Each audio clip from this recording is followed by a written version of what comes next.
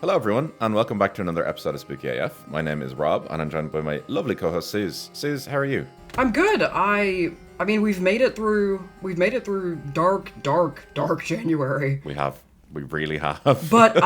But the year has yet to turn because you have yet to tell me that there's a grand stretch in the evening. We're not there yet. Like we're not there yet. Not there yet. We're close to it. We're probably we're imminently approaching grand stretch territory. It's true. Yeah, I'd say like, it is 10 getting days away. Lighter. Like that text is coming to you any day now. Oh my god. You guys don't understand. This is how I mark the passage of time ever since COVID. Like this is the only thing that's real. It's like some Greek story of like the seasons passing or something. It's like I appear every few months. It's like I know the spring is happening when I get that text. I know the summer's happening when there's like a critical mass of Spanish teenagers in central Dublin. And then I know it's autumn when I get the two wake me up when September ends links. Look, I'm a simple man, you know. Yeah.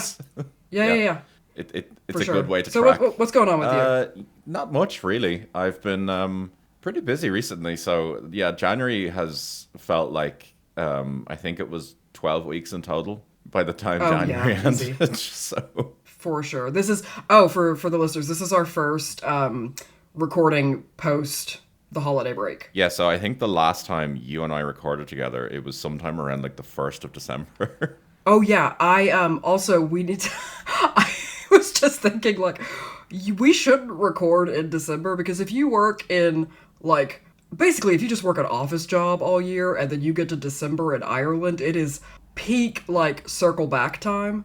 So I am sure we are like very unhinged in that one because we were just dead inside. Yeah, they were fun episodes to record. Okay, because at that point you've just like you're like I'm hanging on by an actual like tinsel thread to get to fucking Christmas break. You're like I care for nothing now. No, you're like, I've had 32 mince pies since lunch. I just need to be off work. That's pretty much it. The last episodes we recorded was the history of the seance. And we talked about the ghost buses in the UK. Yes. the psychic bus driver. The psychic, oh my god. You mean the part where you really were like, we've got to end this now? And I wasn't quite sure if you were talking about the episode or the podcast. You're like, we can't be having psychic bus drivers. No, absolutely not. They already hold so much power over us. Such sway over us already.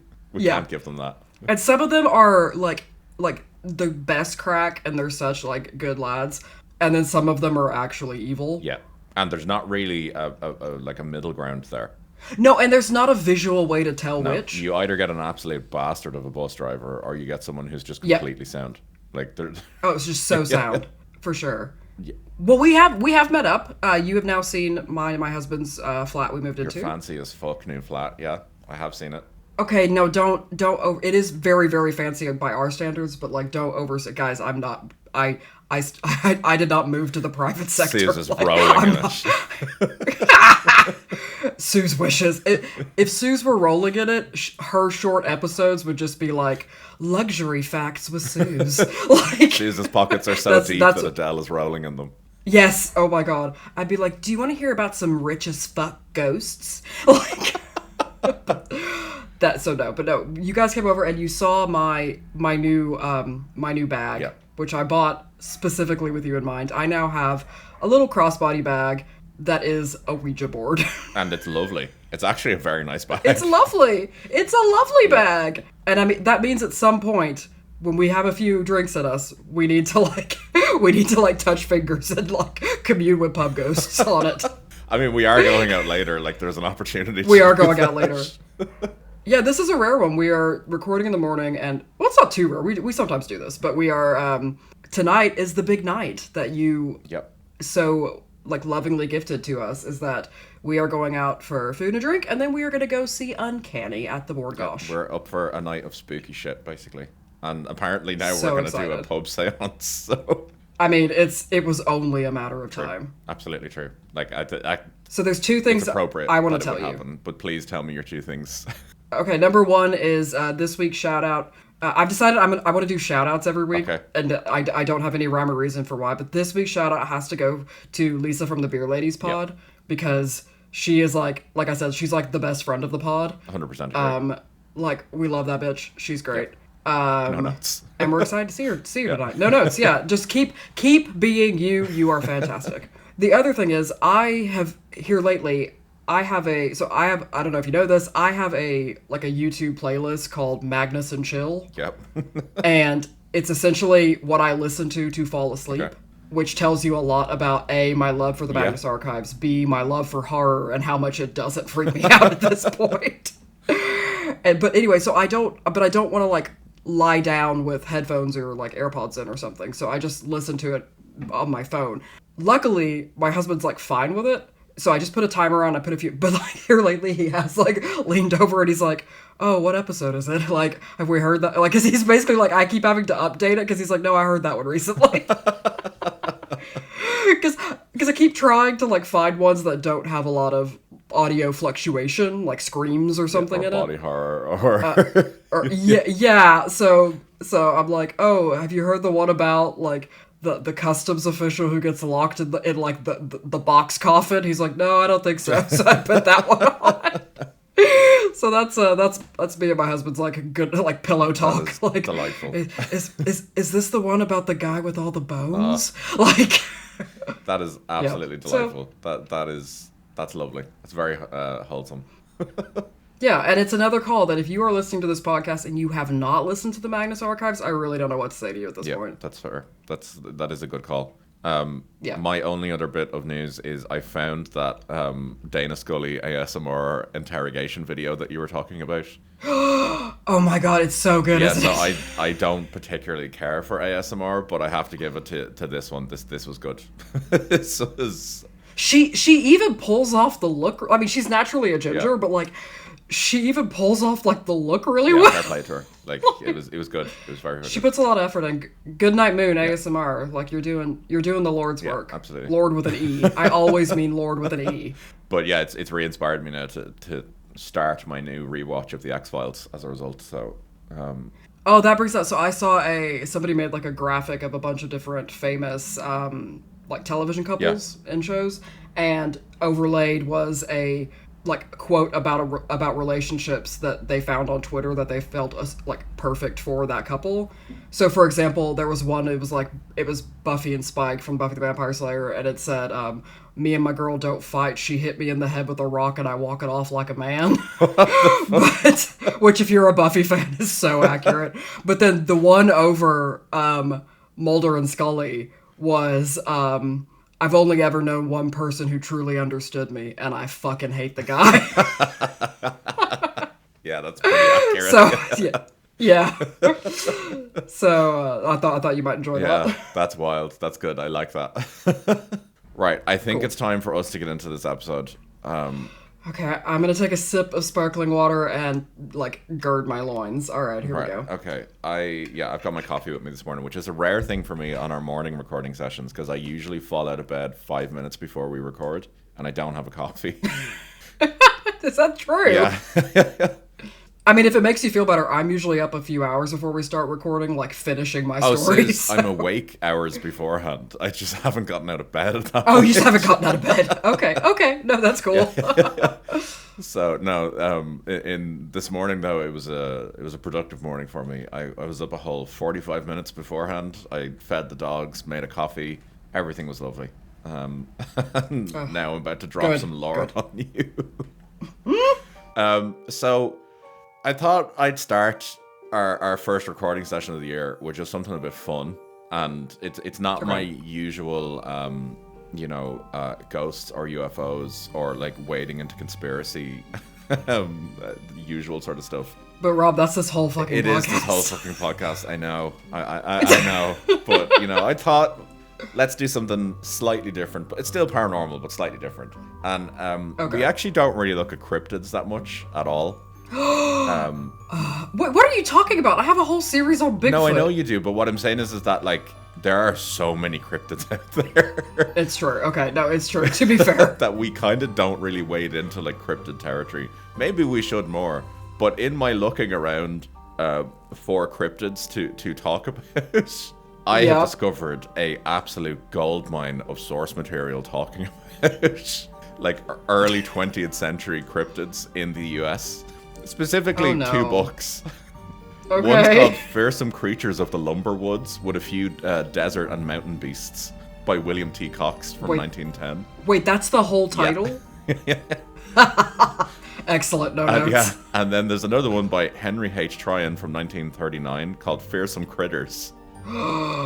Is that that sounds like the country-ass version of Fantastic Beasts and Where to Find Them. I think it basically is. So, yeah. Cool. So we are going to wade into those two books today to talk about one specific mystical creature that as I read more about it, I was like, damn, I resonate with this dude a little bit too much. So I had to pull back a little bit. So I'll preface this with saying that what we're talking about today, even when it was written in 1910, it was written as a fictional creature. So, like, this is pure fiction. I'm not suggesting at all that this is in any way real. I just want to get that out of the way right now. Oh god.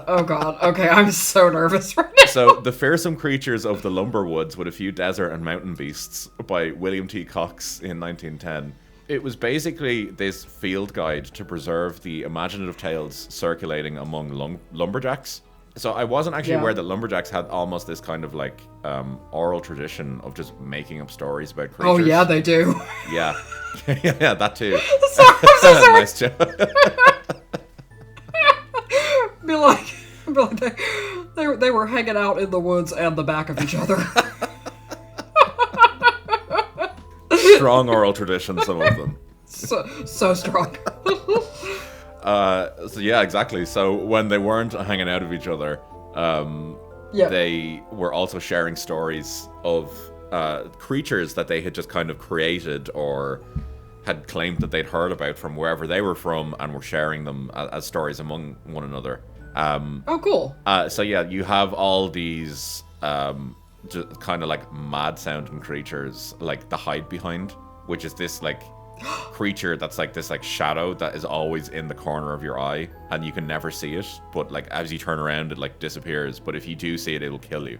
I feel like I've heard of that one before. Yeah, like that's kind of a well-known one. There's also like the hodag, which is another one, the jackalope, and the gumbaroo. The jackalope is okay. I need to know more about the gumbaroo, but the jackalope was something that was like running around my area of Texas. Yeah, so this was kind of preserved in that book. So it's like lumberjacks from all around that had obviously traveled to like Pacific Northwest or something, or in this case Minnesota, were like they'd shared their stories, and then it was kind of like chronicled in this.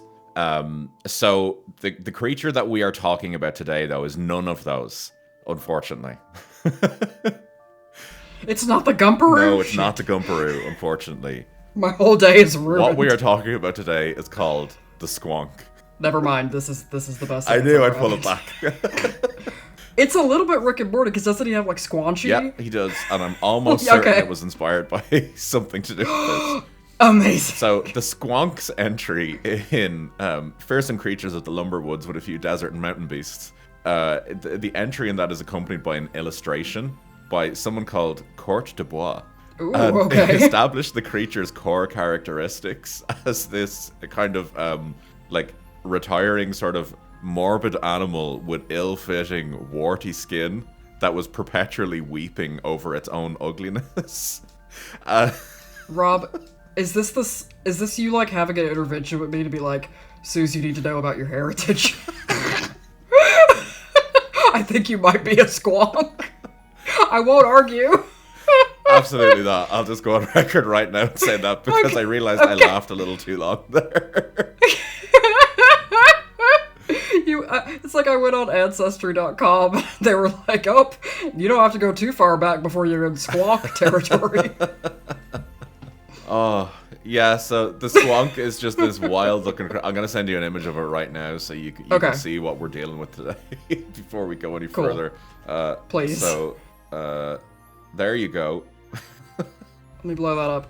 Oh. Yeah. Okay. It's a bit like if a capybara were also a fish? Yep, I'm gonna send you another image of the squonk so you can see just an alternative take on what the squonk looks like.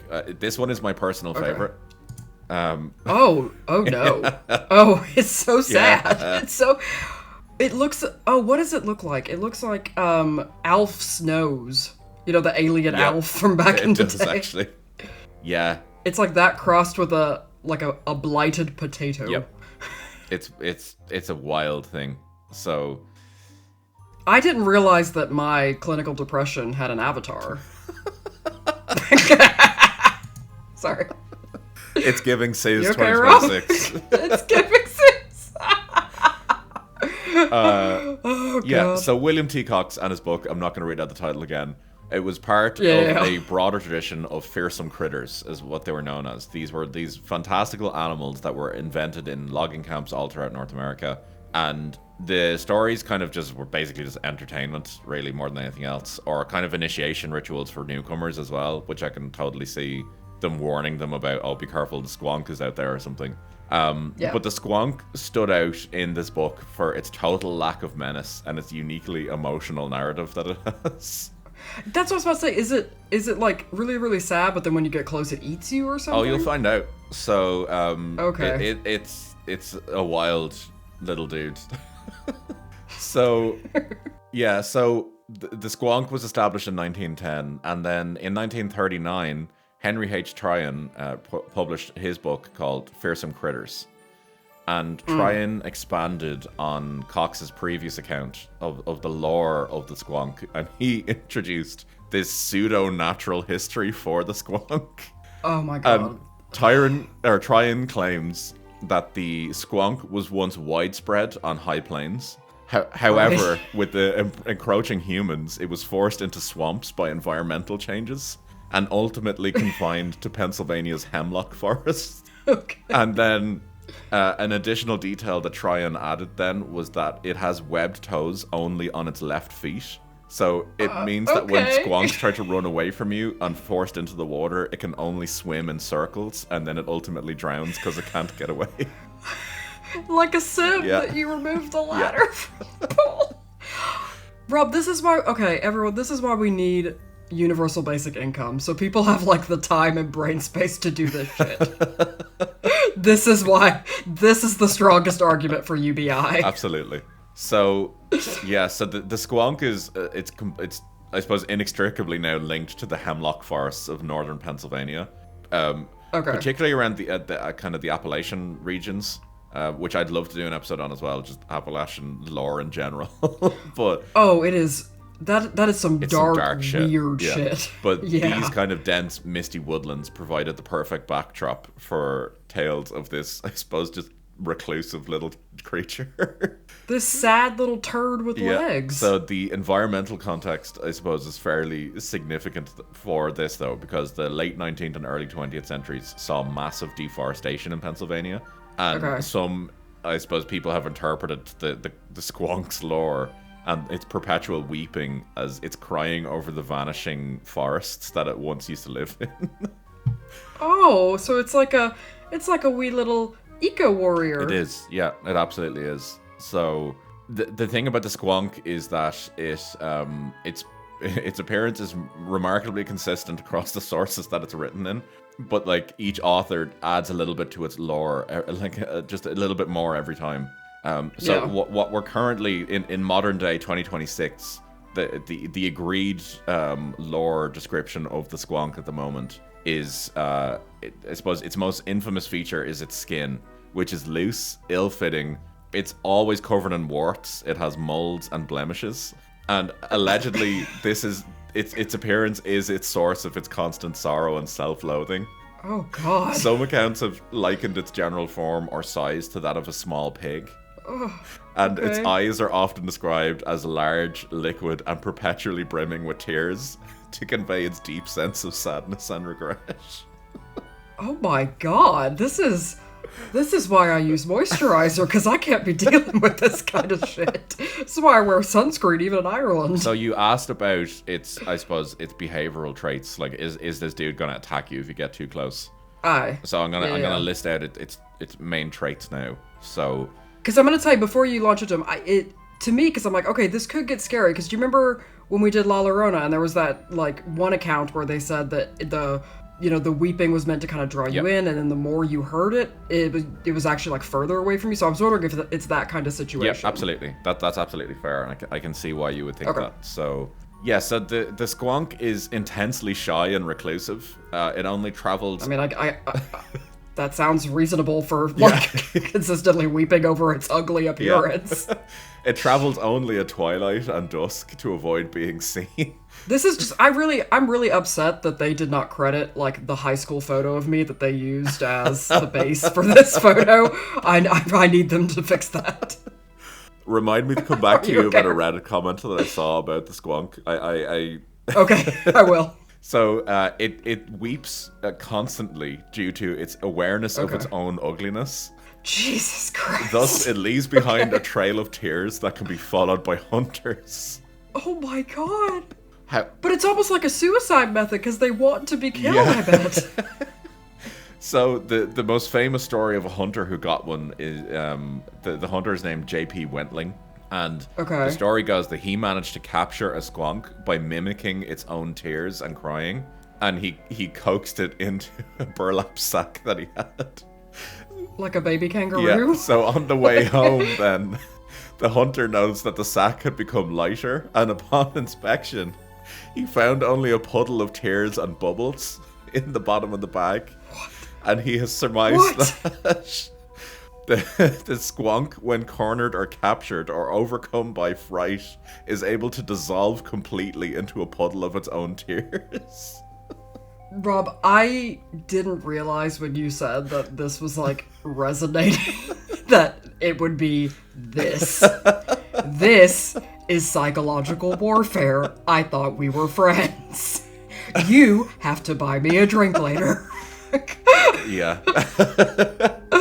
Because this is hitting real close to home. So what I'm trying to say is the Squonk would melt away rather than face captivity, which there's something quite beautiful about that. Yeah, I guess. I saw the perfect description of it online, though, which is... The Squonk's behaviors, hiding, weeping, dissolving, are not merely actions, but physical manifestations of its internal emotional state. Its entire existence is dictated by shame, self-consciousness, and the desire to avoid being seen. Or the average Reddit user. The average Reddit user? I mean, this is... Dear God. This is how I justify, like, atheism. Because, like... Or at least the existence of a non-benevolent God. Like... Yeah, true. So, yeah, the comment that I saw on Reddit, actually, which is just perfect, was people talking in the cryptozoology subreddit about the Squonk. One guy commented, so it was the second picture I sent you was the shared image. And one guy just comments going, the Squonk looks like it'll tell you that you're pretty cool. Don't come to school tomorrow. Oh my god. Yeah. That is dark. Jesus. Yeah, I know. It looks a little bit like, in the second photo particularly, like if it's the sad, like, fat cousin of the moon calf in Hogwarts Legacy. It absolutely is. Yeah, whereas they're like adorable and joyous. This one's this one puberty did it raw. Yeah. Like... Very much so. Yeah, just like those lumberjacks. Yeah, you bet it did. Yeah. So 25 uses for tree sap. Go. Sorry, I'm so sorry. Oh, I like that this is the energy we're bringing into this year. We are back, baby. Yeah. Yeah, so while the Squonk's lore is pretty locked down, there has been some alternative accounts for how it may have come around. So there's apparently there's evidence of some sort of oral tradition talking about this and regional variants. So I couldn't find where the Squonk originates from if it didn't come from that book initially. So lumberjacks and hunters in Pennsylvania in particularly, apparently in logging camps, they'd actually share tales of hearing like mournful cries in the woods long before the story of the Squonk came about. and they claim... See, I find that really dark and disturbing, because if you look at a map of, like, how many people have gone missing in Appalachia... Yeah, let's not think about that too much. Don't think about it. So they apparently would also encounter strange, what they called saggy creatures that vanished before they could capture or kill them. Guys, aging is a privilege. Why are we demonizing? Jesus Christ, I just took a mouthful of coffee as you said that. Another version, which I know you'll love, a version of the Squonk's origins, is that it was created by a witch as a punishment for a misdeed. Okay. So no, I like this. This is giving Anya from Buffy, like, vengeance demon, scorned woman energy. I'm not against it. So the lore basically goes that it was a guy that basically fucked over a witch. So as punishment for fucking her over, she turned him into the Squonk, which I'm not mad about. I like it. No. I'm not mad about. God forbid women have hobbies and skills. I love the fact that she, like, turned him into a sad, saggy potato. Yeah, that cries all the time and is covered in warts. That can only swim in circles. Oh my god, that is... Okay, never mind. I love the Squonk. I'm all behind it. This is what I want from 2026. And big Squonk energy. Absolutely. And you may be asking, well, Rob, where's the pictures of the Squonk? Like, you know... we live in a modern world. Why are there no photographs of the Squonk? And I have an answer for you. No one has ever successfully captured or photographed a Squonk because it dissolves when confronted with anything that might harm it. So, you know, because it can just disappear, no one's ever going to be able to take a picture of it. So, right. So it's a bit who am I thinking of? The like the politician in the first X-Men film. that is a reference, that, like, you know, where he turns into water. Sorry. Yeah, you know. Does that really, like, date me as a millennial? No. Sorry, I don't know. That was the first thing I thought. The wildest shit, though, is that you've just made that reference, and I shit you not, a friend of mine made that exact same reference about 3 weeks ago, and it's the first time I've heard that reference in probably 10 years. And then you've heard it twice in the last 3 weeks. Oh, you're welcome. Thank you. Sorry, it was literally the first thing I thought, because I was like, where, because I'm always looking for my references, so I'm like, where have I seen a thing just, like, dissolve into nothing? And then I was like, oh yeah, the first X-Men film that I haven't seen in more than a decade. Oh, absolutely. Yeah, so to also acknowledge that some researchers have actually like folklore researchers have actually looked into the Squonk, and they have actually proposed that the Squonk might actually be a real thing that has been inspired by sightings of diseased or mangy wildlife. Oh my god, are we going to talk about rabies? I wasn't planning on talking about rabies, but you are from Texas, so I'm sure you are, like, primed to talk about rabies at basically any time. Guys, I am fascinated and terrified by rabies so much. It's like it's a pet anxiety for me, if you will. That's fair.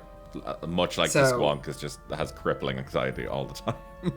It's true, but now I understand, though, because, okay, the pieces are all coming together. I've connected the two dots. So you're squonking for rabies?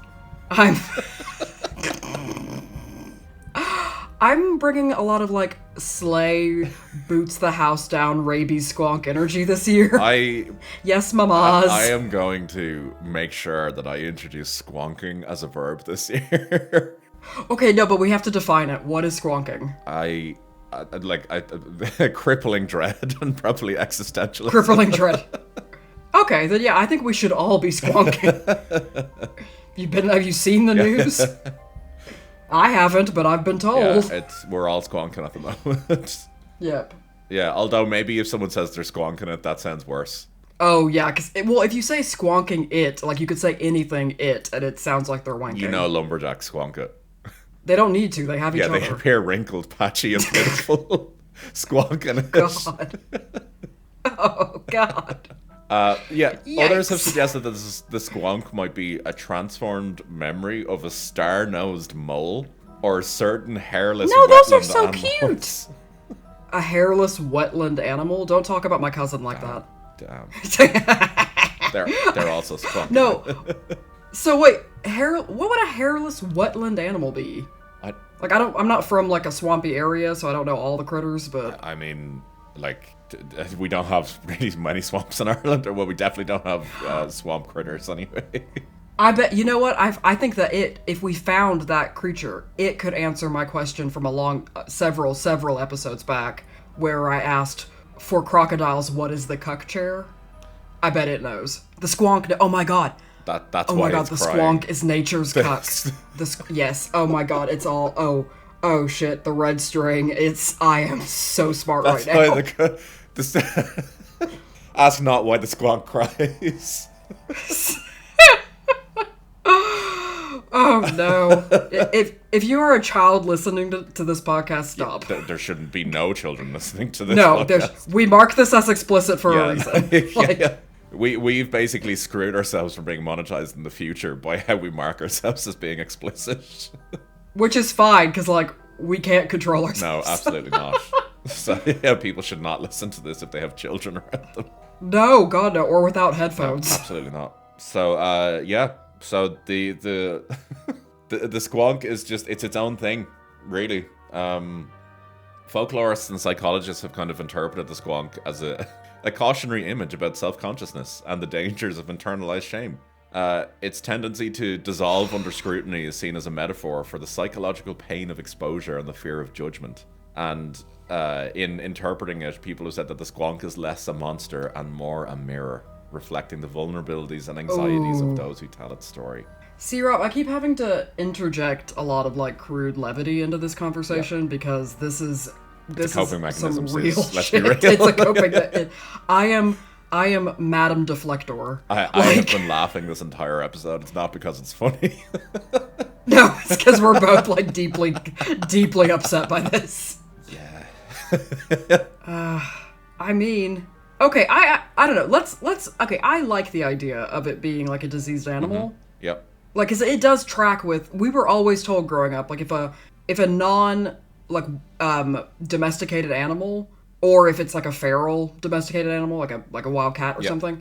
Not wild cat, wild cat. Yep. But if it comes up to you and acts friendly, that is a big rabies indicator. Yeah, you told me this before. I was not aware of this. No, yeah. So if a squirrel comes up to you and weirdly will let you pet it or feed it or whatever, not always, but it is it's a big red flag of it has early stage rabies. That's really interesting. And you've completely just changed my entire view of the squirrels that were in UC Berkeley when I was there for a summer. Oh no, those are chill. No, we're chill. Sorry.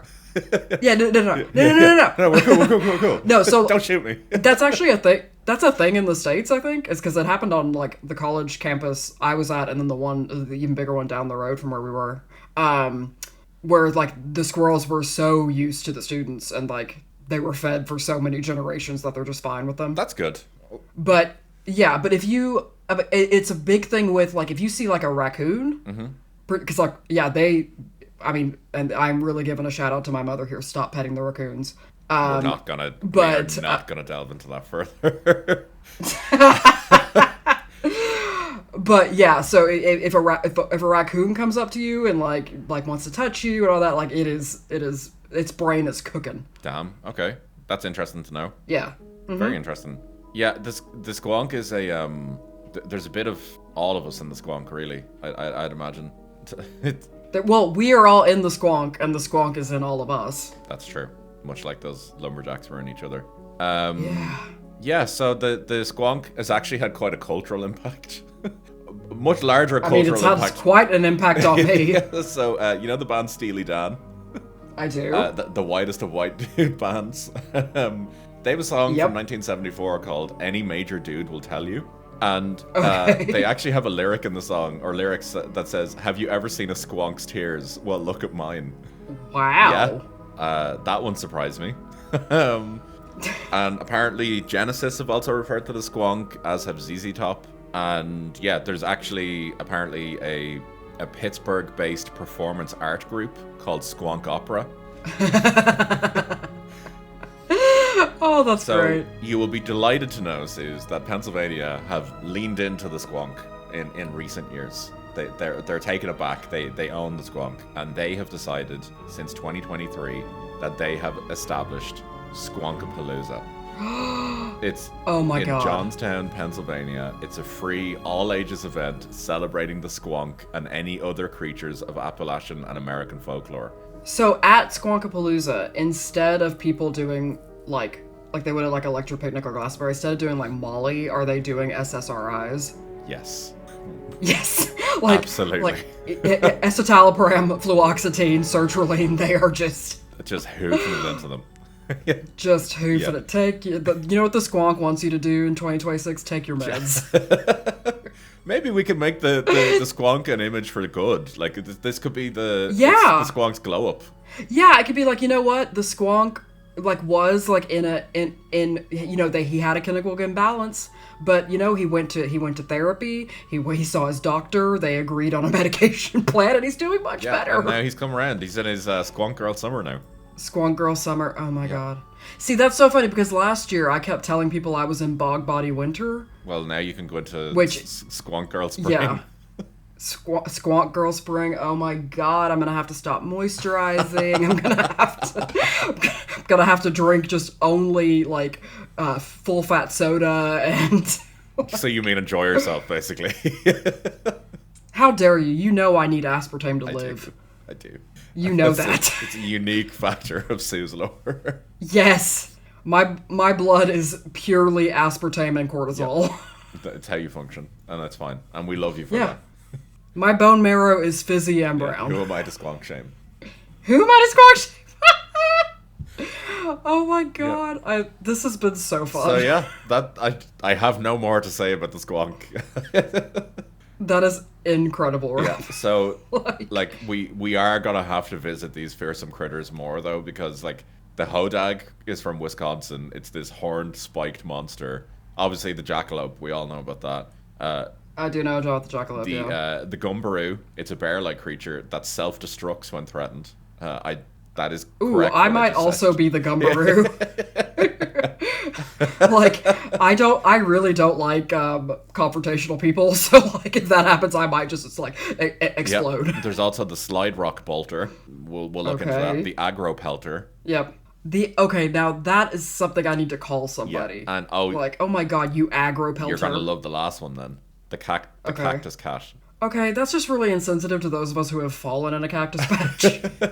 Like, it hurts. It sucks. Like, your mom gets really mad at you because you, like, tore your Good Western shirt. Like, come on. Well, you know, now you've got a term for it. A cactus cat. I am such a cactus cat. Cactus cat, yeah. Oh, is that like a Discord kitten, but, like, from the South? Like, I'm such a cactus cat. I don't know. So that is the squonk. Maybe someday we'll go to Squonkapalooza. No, okay, we really need the USA to get shit together politically and socially so we can go to some of these, like, amazing events that happen there. It bothers me so much that we can't travel there at the moment because there is so much that I want to go and see. I was only having this conversation with my wife yesterday in the car being like, I'm really excited to go back to America. I just don't know when it's going to be. Like, y'all, I miss my mom. I miss my brother. I miss my, like, relatives. Yeah, it's wild. I don't know. Yeah. But yeah, we're all squonking it for America at the moment, so. We're all just squonking it. Oh. That was I'm gonna need, like, I think I need to, like, sit on my couch and think about things for a bit before we meet up. I'm gonna reflect on the squonk for a little while now. I'm gonna be like that meme of Narcos, you know, the three images of them just standing around. Yes. I need to do some, like, you know, like, therapy, like, schema-driven journaling about some self-care. Yeah, what do they call it, like, shadow work? Yep. Like, oh, I think the squonk is my hide behind. Damn. So if you see the squonk, it will kill you. Well, it will also, but it will kill me because it will die, and that it is me, and therefore I die. Okay, that weirdly was starting to, like, wade into some, like, early 2000s like emotional rock there. That was I could picture that in an Evanescence song. Bring me to Squonk. Wake me up, my Squonk. Yeah. I'm so sorry y'all had to hear me sing. I can't sing. I'm so sorry. Yeah. So there we go. That's a squonk. We hope you guys had a fantastic time, because this is such a pure example of how we do this podcast for us, and the fact that y'all listen is a miracle. Exactly. We spent a good 20 minutes at the start talking about stuff. Talked about the squonk for 20 minutes, and now we're ending. Yep. Yeah. So, yeah, all right. Well, Rob, if they're interested in the squonk and further episodes, where can they find us? If you're still interested, you can get us on social media. Threads and Instagram at the Spooky AF Pod. I promise I will post on Threads more.